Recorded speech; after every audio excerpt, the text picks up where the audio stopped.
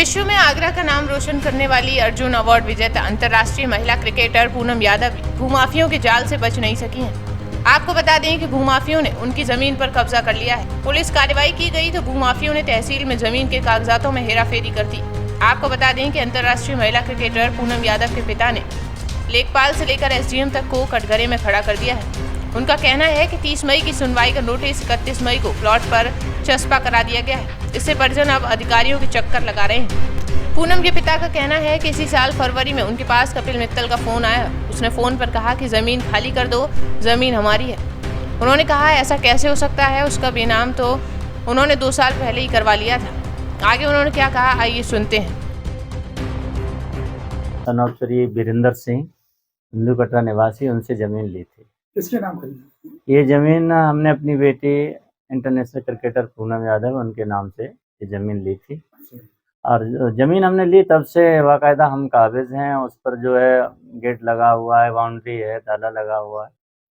तो वो ज़मीन हमने ली थी और इसी सितंबर 2023 में जो वहाँ के जो लेखपाल हैं उन्होंने हमारी दाखिल खारिज भी कर दी ज़मीन। लेखपाल भूपिंदर सिंह, इन्होंने जो है ये ज़मीन दाखिल खारिज भी की, बाकायदा मौके पे जांच करके कहा भाई आप अपने जगह पर काबिज़ हैं, तो दाखिल खारिज कर दी विल के नाम से। अभी जब हम कंस्ट्रक्शन करने की सोच रहे थे जनवरी में, तो फरवरी में हमारे पास एक फ़ोन आया कि ये ज़मीन आप खाली कर दो, ये ज़मीन हमारी किसने है। फोन किया? ये फ़ोन आया था, एक ऋषि दुबे हैं कोई, उन्होंने फ़ोन किया था।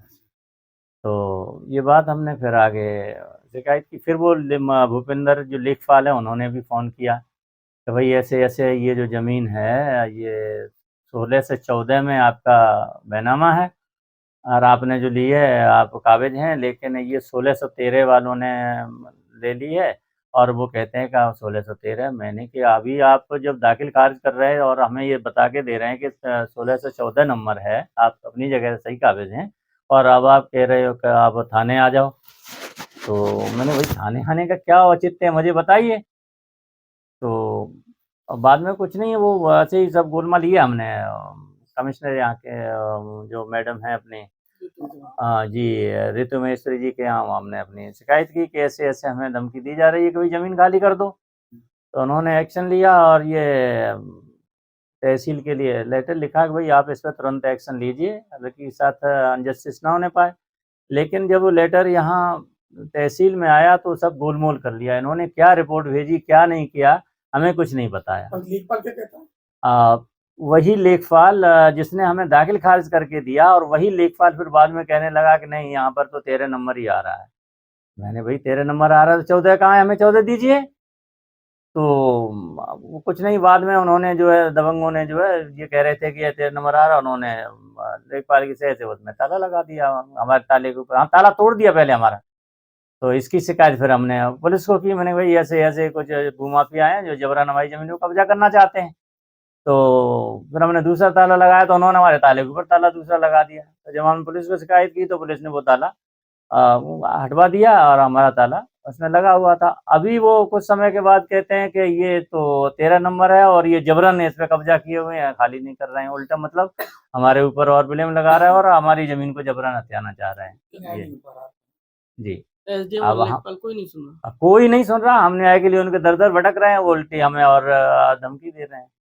क्योंकि हमने तो वही लड़की का 1 नंबर का पैसा उसमें इन्वेस्ट किया है और ये हैं तो वो कहीं काबिज ही नहीं थे 10-15 साल से 13 नंबर वाले, अब सडनली एकदम के ये ज़मीन हमारी है। तो ये है सब। भी इस पे कोई भी चीज़ मतलब कोई भी क्लेम नहीं किसी है। को क्लेम नहीं करा, ना फ़ोन आ रहे थे।